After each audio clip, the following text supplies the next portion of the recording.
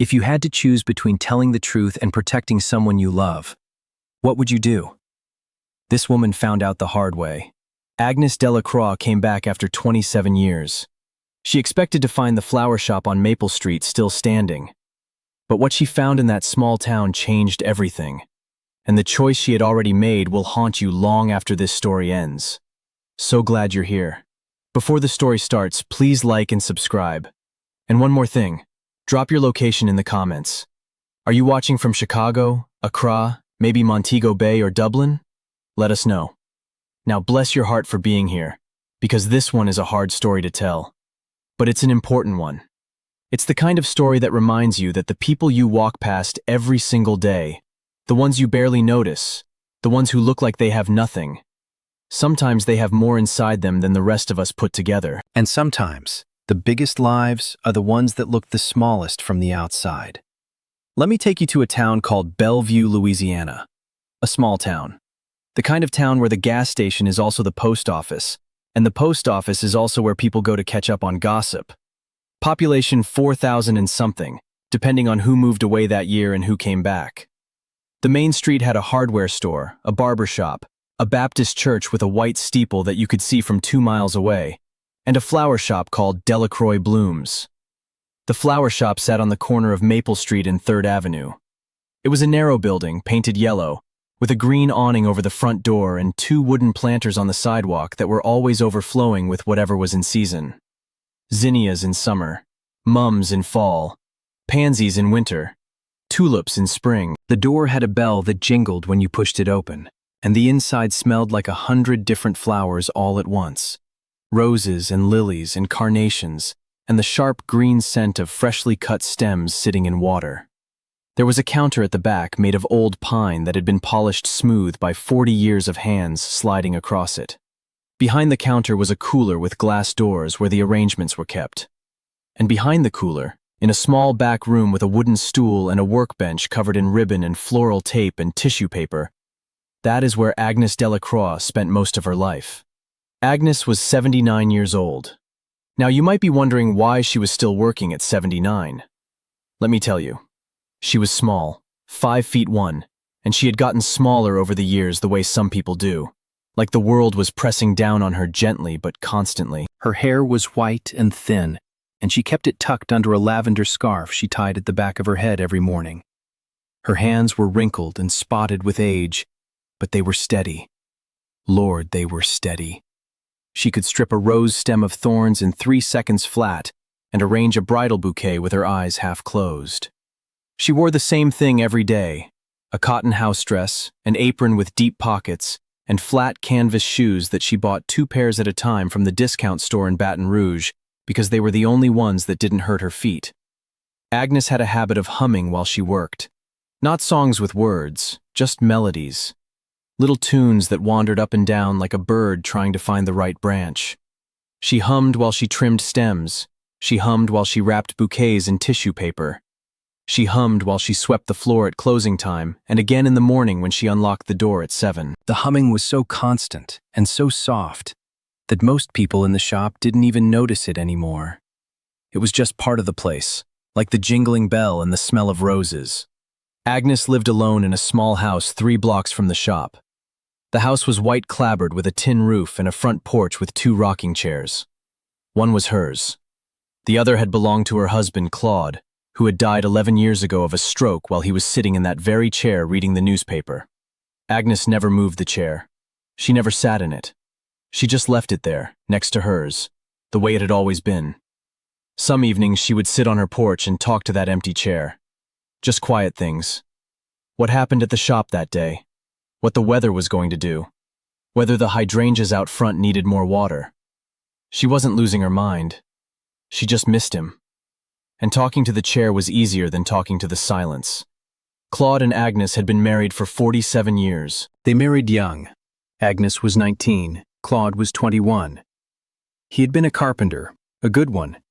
He built the bookshelves in the flower shop. He built the counter. He built the wooden planters out front. He built the back porch on their house where Agnes dried herbs in the summer, hanging bundles of lavender and rosemary and sage from hooks he had screwed into the rafters. The smell of those drying herbs mixed with the warm Louisiana air was something Agnes could have bottled and sold and made a fortune.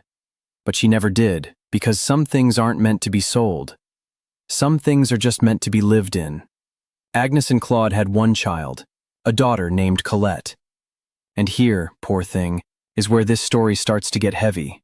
So take a breath, because what I'm about to tell you is going to sit with you. Colette was born in 1968. She was a beautiful girl.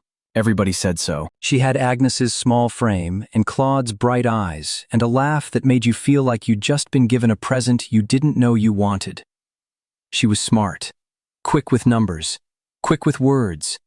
She sang in the church choir and won the spelling bee 3 years in a row, and when she was 15, she told Agnes she wanted to be a nurse.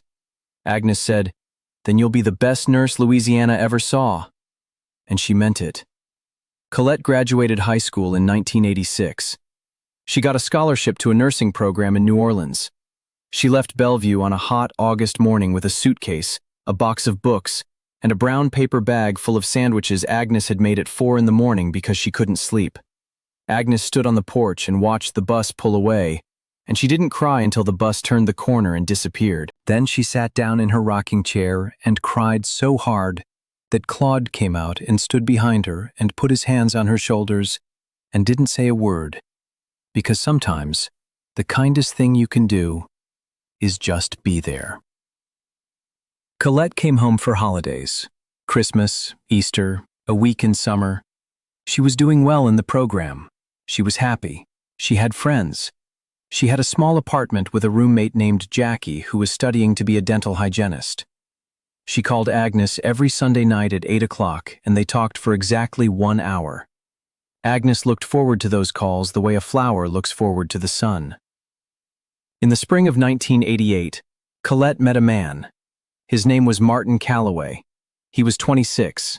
He worked at a bank downtown. He had a nice smile and clean fingernails, and he held doors open for people, and he brought Colette flowers on their third date, which Agnes later said should have been a red flag because any man who brings flowers to the daughter of a florist is either very sweet or very smart, and you want to make sure it's the first one. It was not the first one. But what happened next changed everything. Colette married Martin in 1990, a small ceremony at the Baptist Church in Bellevue. Agnes made all the flowers herself, roses, white peonies, baby's breath. She worked on the arrangements for 3 days. Claude built a wooden arch for them to stand under. The whole town came. It was a beautiful day. Agnes hummed all through the reception. Colette moved to Shreveport with Martin. She got a nursing job at a hospital there. Martin worked at another bank. They bought a small house. Things seemed fine. Agnes called every Sunday night at 8. Colette always answered. They talked for an hour. Agnes could hear the happiness in her daughter's voice, and that was enough.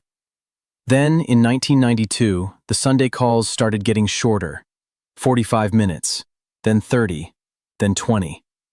Agnes noticed. She asked Colette if everything was all right. Colette said, "Yes, Mama, everything is fine." But the word fine sounded different.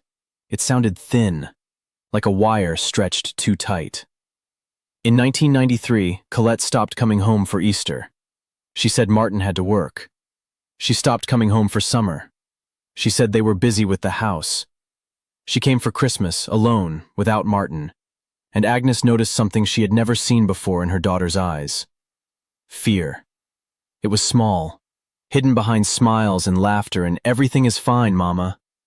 But it was there. Agnes could see it the way a gardener can see the first sign of blight on a leaf. Before it spreads, before it shows. Agnes asked Colette directly, "Baby, is Martin hurting you?" Colette's face went still, perfectly still, like a pond when the wind stops. And then she smiled, and the smile was the worst thing Agnes had ever seen, because it was a smile built for the purpose of hiding, and Agnes knew what was underneath it. "Mama, don't be silly," Colette said. "Martin loves me." Agnes didn't push. She wanted to.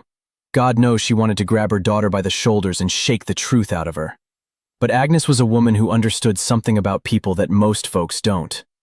You can't force a flower open. If you try, you tear the petals. You have to wait. You have to give it light and water and time and trust that it will open on its own. But what Agnes didn't know was that time was running out. And that was only the beginning. In the spring of 1994, Colette called Agnes on a Tuesday. Not Sunday. Tuesday. That had never happened before. The phone rang at 10 in the morning. Agnes was in the back room of the shop stripping rose stems. She wiped her hands on her apron and picked up the phone. "Mama," Colette said. Her voice was flat, empty, like a house with no furniture. "Baby, what's wrong?" "I need to come home." Agnes didn't ask questions. She said, "Come home." Colette arrived the next day. She had a suitcase and a bruise on her left forearm that she tried to cover with a long-sleeved shirt, even though it was April in Louisiana and the air was already thick with heat. She had a 3-month-old baby in a car seat, a girl, tiny, with eyes that were too big for her face and a fist curled around Colette's finger. "Mama," Colette said, standing on the porch with the baby and the suitcase and the bruise. "This is your granddaughter. Her name is Rose." Agnes looked at the baby. She looked at the bruise. She looked at her daughter's eyes, which were not afraid anymore. They were empty, which was worse. Agnes took the baby. She held Rose against her chest. The baby smelled like powder and milk and something sweet that Agnes couldn't name but recognized immediately. Newness. The smell of a life that hadn't been touched by anything hard yet. "Come inside," Agnes said. "Both of you." Now, here is the part that most people don't know about.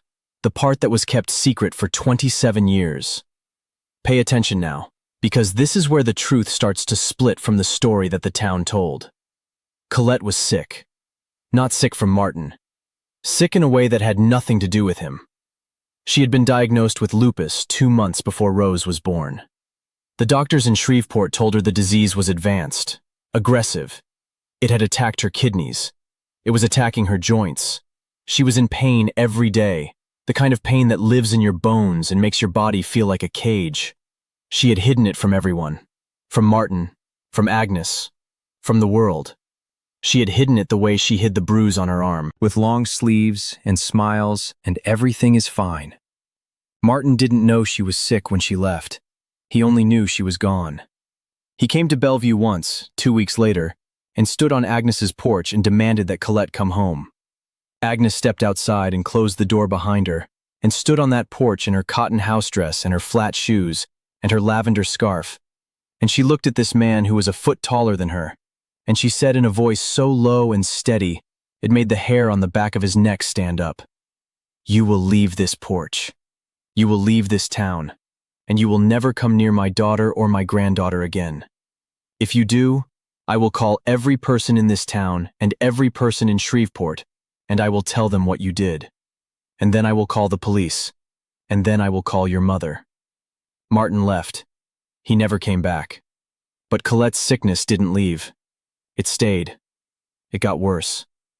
Over the next 2 years, Colette's kidneys failed. She needed dialysis 3 times a week.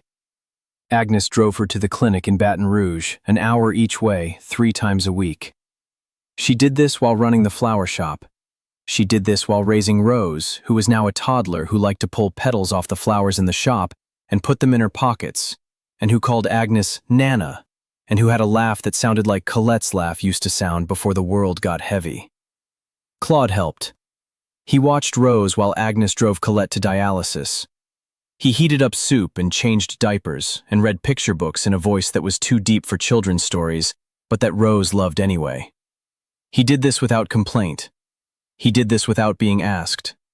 Because Claude was a man who built things, and when something needed building, he built it. In the fall of 1996, Colette died. She was 28 years old. She died in the small house on the porch, in the rocking chair next to Claude's, on a Tuesday evening when the sky was turning orange and the air smelled like jasmine. Rose was in the house, napping on the couch. Agnes was sitting next to Colette, holding her hand. Colette's eyes were closed. She was humming, the same tuneless melody that Agnes hummed in the shop. She had learned it from Agnes the way Agnes had learned it from her own mother, and her mother had learned it from hers. A melody with no name and no words, just sound, passed down through women like a thread through beads. Colette stopped humming, and then she was gone. Agnes sat there for a long time. She held her daughter's hand. She listened to the evening sounds, the crickets, the wind in the oak tree in the front yard, the faint sound of Rose breathing in her sleep inside the house. Agnes didn't cry. Not yet. She would cry later, alone, in the bathroom, with the water running so Rose wouldn't hear. But right now she sat with her daughter, and she said quietly, "I'll take care of her, baby. I promise." And that promise became Agnes's whole life. Now here is the secret. The secret that Agnes kept for 27 years. The secret that the town of Bellevue never knew. Before Colette died, she told Agnes something. Something she had been carrying alone for months. Something that changed everything about who Rose was and what Rose was owed. "Mama," Colette said on one of those long drives to the dialysis clinic, "Martin isn't Rose's father." Agnes nearly drove off the road. Colette told her the story. Before she left Martin, in the months when things were worst, when the bruises were fresh and the fear was constant, Colette had found comfort in a friendship with a man named Philip Hargrove. Philip was a doctor at the hospital where Colette worked. He was kind. He was gentle. He brought her coffee in the break room and asked how she was doing, and actually waited for the answer. They fell in love the way people fall in love when they're drowning. Desperately, gratefully, with both hands reaching for something solid. Philip was Rose's biological father. But Philip didn't know. Colette never told him. She left Shreveport before she was showing. She was afraid that if Martin found out the baby wasn't his, it would be dangerous. She was afraid that if Philip found out, he would come after her, and Martin would hurt him too. So she kept the secret. She buried it, and she carried it alone. "Find him, Mama," Colette said. "When I'm gone, find Philip. Tell him about Rose. She deserves to know her father." Agnes promised. But Agnes didn't keep that promise. Not right away. Because life got complicated in the way that life does when you're 70 years old and raising a toddler and running a flower shop and grieving a daughter you buried too young. Stay with us, because what happens next will shock you.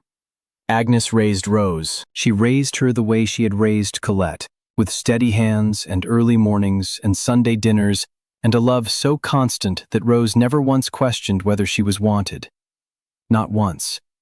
Not even when she was old enough to understand that most children had parents, not grandparents, picking them up from school. Not even when the other kids asked, "Where's your mom?" and Rose had to say, "She's in heaven." Not even then. Agnes woke up at 5 every morning. 5 o'clock. 70 years old, and her alarm went off at 5, and she got out of bed the way she had gotten out of bed every day for 50 years. Feet on the floor. Stand up. Move. She made Rose breakfast before school. Oatmeal with brown sugar and a sliced banana on top. The banana arranged in a circle around the edge of the bowl because Rose liked patterns. She packed Rose's lunch in a brown paper bag. A sandwich, an apple, a juice box, and a note. Agnes wrote a note every single day. "Have a good day, baby. You are loved. Don't forget to smile. Nana is proud of you." Simple notes. Pencil on lined paper torn from a spiral notebook. Rose kept every single one. She kept them in a shoebox under her bed. By the time she was 18, the shoebox was full, and she had started a second one. Agnes walked Rose to school every morning until Rose was 10 and said she was too old for that. Agnes walked her anyway. She just walked 20 feet behind her. Rose pretended not to notice. Agnes pretended not to be following. It was their silent agreement, their private dance. After dropping Rose at school, Agnes went to the shop. She unlocked the door at 7. She turned on the lights. She checked the cooler. She swept the floor. She prepared the day's arrangements. Funeral flowers, get-well bouquets, anniversary roses, birthday centerpieces. She worked alone. She couldn't afford to hire help. Rose spent her afternoons in the shop after school. She would come through the jingling door with her backpack and her lunchbox and a flower tucked behind her left ear, always the left. And she would sit on a stool behind the counter and do her homework while Agnes worked. She learned her colors from the petals in the cooler. Red roses, white lilies, purple irises, yellow sunflowers. She learned to count by counting stems into bundles of 12, her small voice steady and clear. She learned to read from the cards customers wrote for their orders. Happy anniversary. Get well soon. I'm sorry. With deepest sympathy. She read those cards out loud, sounding out the difficult words, and Agnes would listen and hum and gently correct her without making it feel like correction. By the time she was 10, Rose could make a bridal bouquet almost as well as Agnes could. Not quite. The proportions were a little off, but almost. Agnes would stand behind her and watch and say, "Good hands, baby. You've got good hands." Claude helped with Rose in those early years. He watched her while Agnes drove Colette to dialysis before Colette died. And after Colette passed, he became the other pillar in Rose's life. He heated up soup. He read picture books in his deep carpenter's voice that was all wrong for children's stories, but that Rose loved anyway. He built Rose a small stool so she could reach the workbench in the shop. He built her a tiny toolbox with her name carved into the lid. On Saturday mornings, he took her to the hardware store and let her pick out nails from the bins, and she would count them into a paper bag the way she counted flower stems. 1, 2, 3, all the way to 12. Claude died when Rose was 8. A stroke. Fast. He was sitting on the front porch on a Saturday afternoon reading the Bellevue Gazette, which took him 7 minutes to finish, but which he stretched to 30 because he liked the ritual. He had a glass of sweet tea on the arm of his rocking chair. Agnes was inside making lunch. She heard a sound from the porch. Not a loud sound. The soft sound of a newspaper sliding off a lap onto wooden floorboards. She went to the screen door. Claude's head was tilted slightly to the right. His eyes were closed. The newspaper was on the floor. The sweet tea was untouched. Agnes called his name. He didn't answer. She pushed open the screen door. She knelt beside his chair. She took his hand. It was still warm. The whole town came to the funeral. Claude had built things for half the people in Bellevue. Bookshelves, porches, kitchen cabinets, a playhouse for the pastor's daughter. He built things with care and quiet pride. Rose stood at the graveside holding Agnes's hand in a dark blue dress Agnes had bought her the day before because Rose didn't own anything dark enough for a funeral. Rose looked at the casket and was quiet for a long time. Then she said, in a voice too old for an 8-year-old, "Nana, will Papa's chair still be on the porch?" Agnes squeezed her hand. "Always, baby, always." The chair stayed, through every season. Agnes never moved it, never sat in it. And on quiet evenings, she would sit in her own chair next to his and talk to him about the shop and Rose and the hydrangeas and the leak in the back bedroom. She wasn't losing her mind. She just missed him. After Claude died, it was just Agnes and Rose. The two of them in the White House, the two of them in the flower shop. The shop made enough to cover the bills, the groceries, Rose's school clothes, and the mortgage. There was nothing left over. Nothing for savings. Nothing for the dentist visits Rose needed, or the new glasses Agnes needed, or the roof that leaked in the back bedroom every time it rained hard. Agnes dealt with the leak by putting a bucket on the floor. She dealt with the glasses by squinting. She dealt with the dentist by calling Dr. Thibodeau and asking if she could pay in installments. And Dr. Thibodeau, who had been buying flowers from Agnes for 20 years and who had a soft spot for her that he would deny if asked, said yes, and never sent a bill for the balance. The town of Bellevue knew Agnes as the old flower lady. That's what they called her. Not with cruelty, bless their hearts. They didn't mean anything bad by it. But that's almost worse, isn't it? When people reduce you to a label without even thinking about it. She was part of the scenery, like the church steeple, like the gas station on Highway 9, like the ancient oak tree in the town square that everybody drove past and nobody looked at anymore. Agnes had always been there, standing behind that pine counter in her apron and her lavender scarf, humming her tuneless melody and wrapping bouquets in tissue paper. She would always be there. That was the assumption. Nobody questioned it. Nobody wondered what it cost her to be there. Nobody asked how a 70-year-old woman with arthritic knees and a leaking roof was managing to raise a child and run a business and carry a secret that weighed more than all of it combined. Nobody brought her soup when she was sick. Nobody offered to watch Rose when Agnes had to drive to Baton Rouge for her own doctor's appointments, the ones she scheduled on school days so Rose wouldn't have to miss class, the ones she never told Rose about because Agnes did not burden children with adult worries. She would drive herself to Baton Rouge, sit in the doctor's office for an hour, drive back, open the shop, and work until 6 like nothing had happened. Claude used to drive her to those appointments. After Claude died, she drove herself. She did everything herself. The only person in town who truly saw Agnes was a woman named Mabel Johnson. Mabel was 75. She ran the barbershop 2 doors down. They had coffee together every Tuesday morning at 6:30, sitting on the bench between their storefronts with paper cups from the gas station. Mabel was the only person Agnes ever talked to about the hard things, the money, the exhaustion, the grief. Mabel knew about the secret, too. Agnes told her one Tuesday morning when Rose was 12.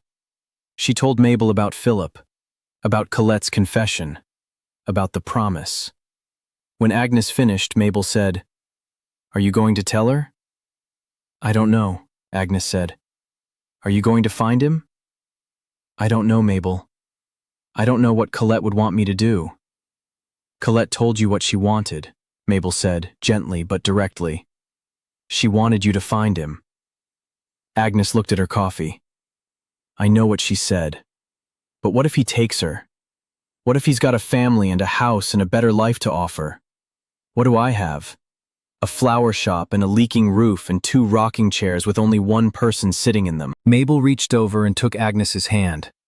"You have 27 years of love, Agnes. That's not something a man with a nice house can replace in an afternoon." Agnes heard her. She understood her. But fear is a powerful thing. Fear doesn't listen to logic. Fear doesn't care about what's right. Fear just grips you by the ribs and holds on and whispers, "What if you lose everything?" And Agnes, who had already lost so much, could not risk losing the last thing she had. So she kept the secret, year after year. She kept it while Rose learned to read.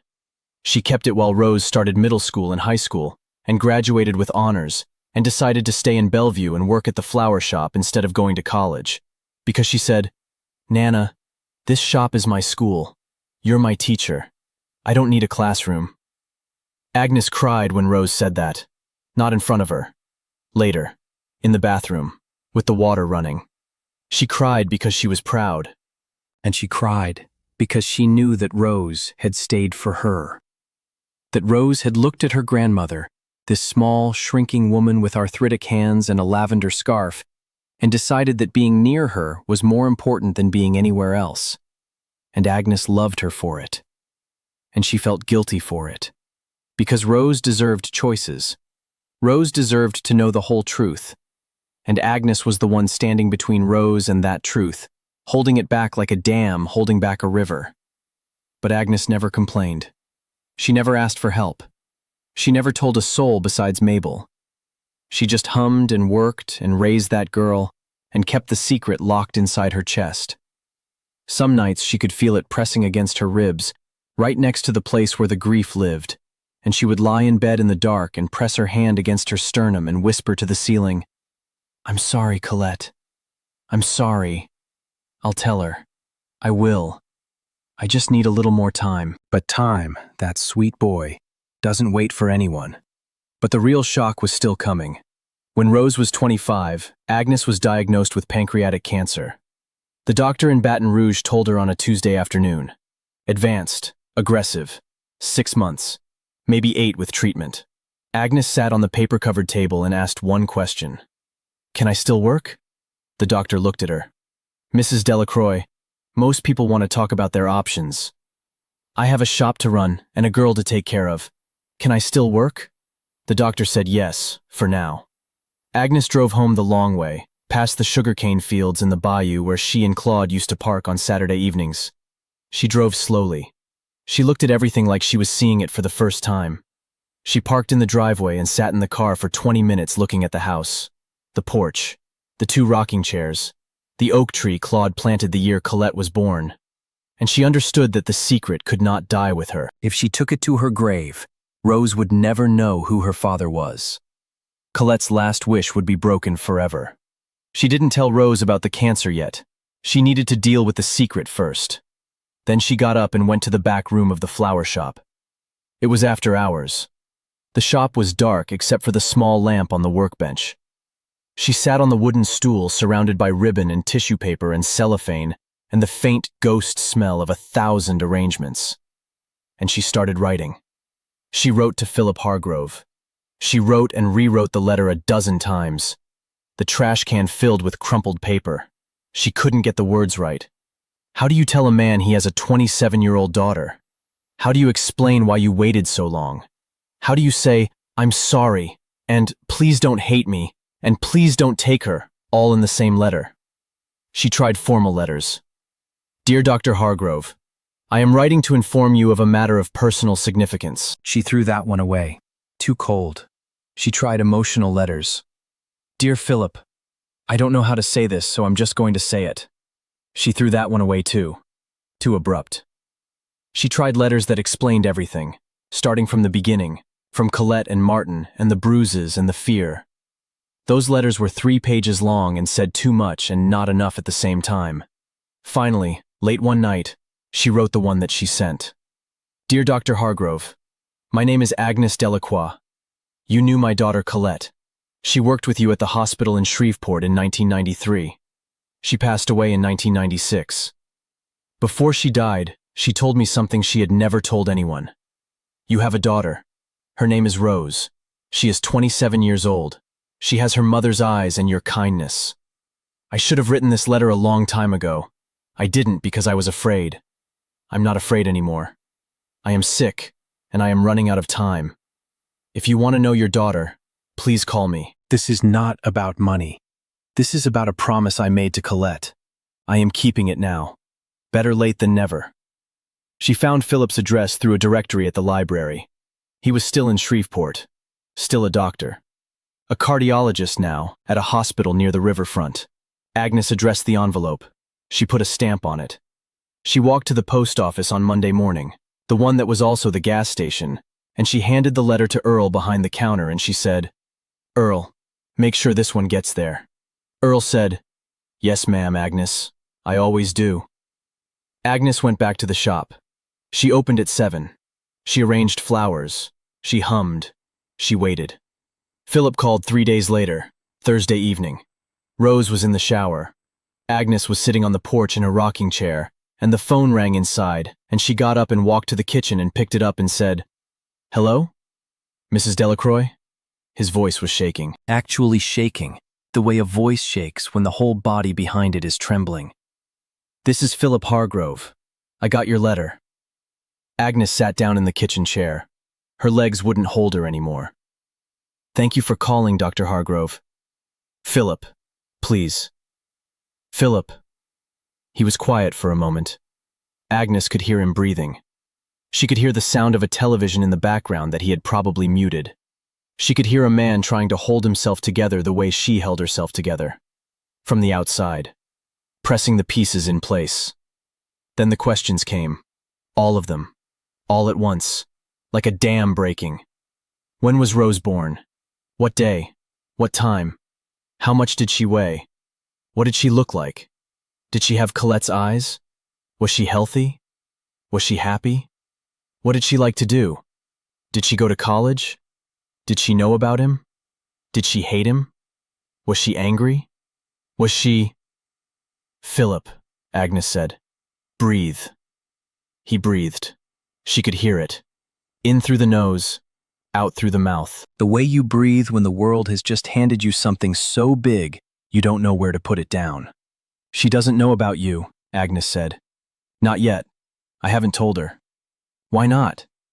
"Because I was afraid you would take her from me." Agnes said it plainly, honestly. The way she said everything. No polish, no softening. Just the truth, laid out on the table like a bunch of flowers that hadn't been arranged yet. Philip was quiet for a long time. Then he said very gently, "Mrs. Delacroix, I would never take her from you. I wouldn't know how to. You raised her. She's yours. I'm just a man who didn't know." Agnes's chin trembled. She pressed her knuckle against her jawline the way she did when she was thinking, but she wasn't thinking now. She was feeling. She was feeling 27 years of fear dissolve in 4 sentences from a man she had never met. "I want to meet her," Philip said. "I know," Agnes said.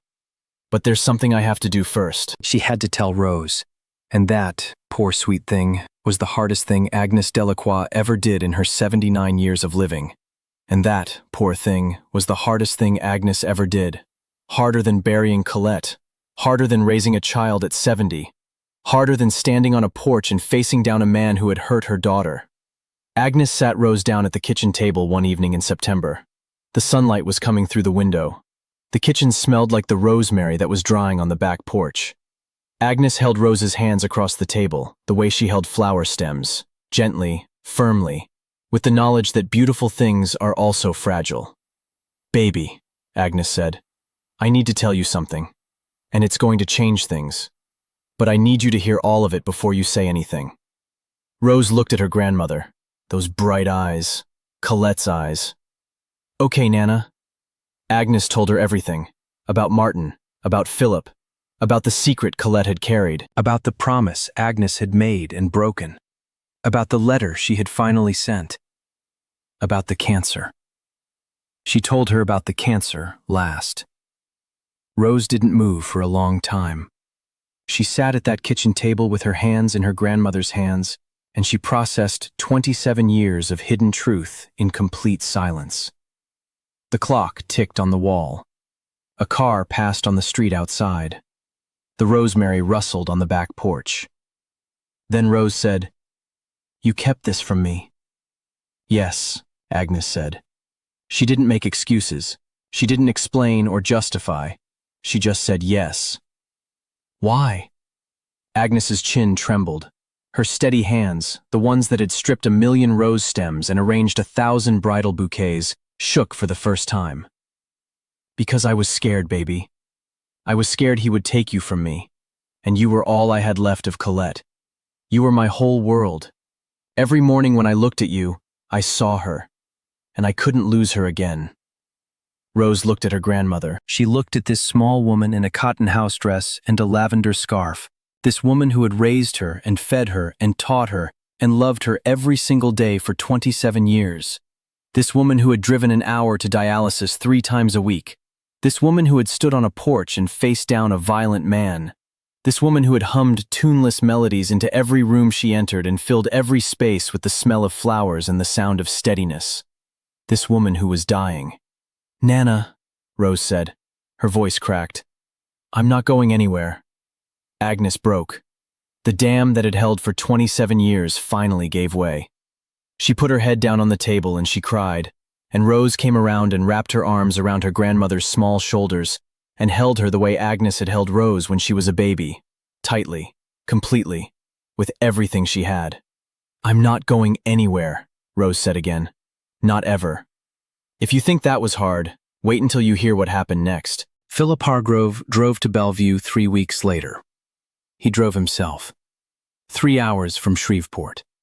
He took the highway to Baton Rouge and then the 2-lane road through the parish, past the sugarcane fields and the bayou and the small churches with their parking lots full of pickup trucks. He drove slowly, the way a man drives when he is heading towards something enormous and is not sure he's ready for it. He was 59 years old, tall, gray at the temples, glasses with thin metal frames.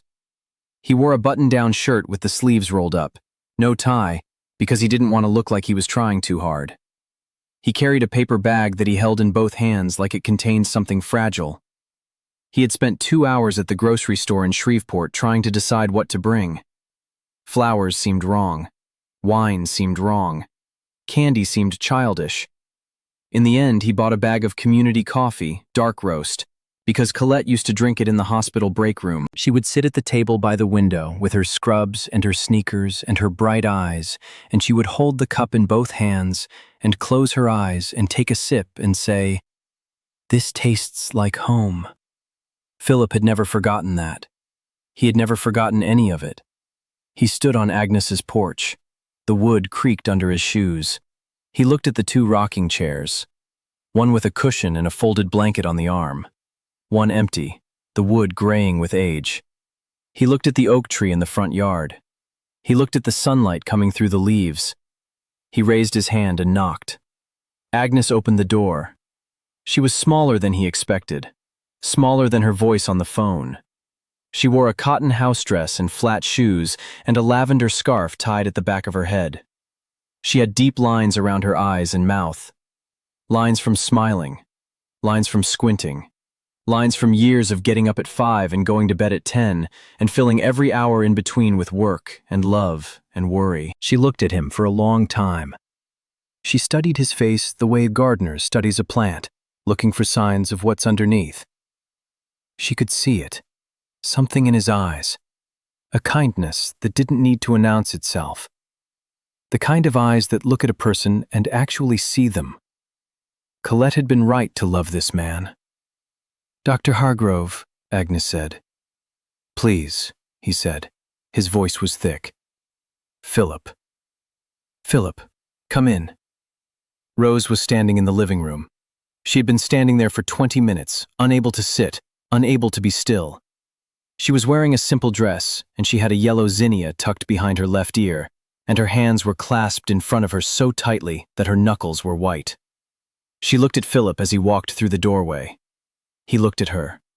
They stood there for a long time, father and daughter, separated by 27 years and one secret and one promise and one woman's fear and one woman's love and one woman's death and 1,000 Tuesday mornings of coffee with Mabel on the bench and 1,000,000 stems cut at angles and a lifetime of humming. All of that between them. 27 years of distance compressed into 10 feet of living room. Philip held out the paper bag. His hands were shaking. "Your mother used to drink this coffee at the hospital," he said. "Community coffee. Dark roast. She said it reminded her of home. I brought some. I didn't know what else to bring." Rose took the bag. She looked at the coffee. She looked at Philip. She looked at the shaking hands. And then she smiled. That smile. Colette's smile. Agnes's smile. The one that felt like a gift being unwrapped, like something beautiful being revealed. The gap in the teeth was Colette's. The warmth behind it was Agnes's. But the eyes, the shape of the eyes and the depth of them, those were Philip's. "She got that from me," Agnes said from the doorway. She was leaning against the frame, pressing her hand against it to keep herself steady because her legs were shaking too. The coffee and the smile. She got both from me. Philip stayed in Bellevue for 4 days. He stayed at the motel on the highway, the one with the blinking sign and the ice machine that groaned all night. Every morning he came to the flower shop and sat on a stool near the counter and watched Rose work. He didn't push. He didn't demand anything. He didn't try to fill 27 years in 4 days. He just sat and watched and asked gentle questions and listened to every answer with his whole body, the way Mabel listened, with everything turned toward the person speaking. He asked about her favorite flower. "Zinnias," she said. "They're tough. They bloom all summer. They don't give up." He asked about school. Rose told him about the lunchbox notes, about the shoeboxes under her bed, about counting stems and reading cards and learning colors from the cooler. He asked about Claude. Rose told him about the rocking chair, about the stool Claude built her, about the toolbox with her name on the lid. She showed him how to cut stems at an angle so they drank more water. She showed him how to strip thorns without cutting yourself. She showed him the cooler with the arrangements lined up in rows, each one labeled with a customer's name and a pickup time. She tucked a yellow zinnia behind his left ear and stood back and looked at him and said, "There, now you're official." Philip laughed. It was a good laugh, the kind that starts deep in the chest and rises up and fills a room. It was, Agnes realized, a laugh she had never heard in this shop before. A father's laugh.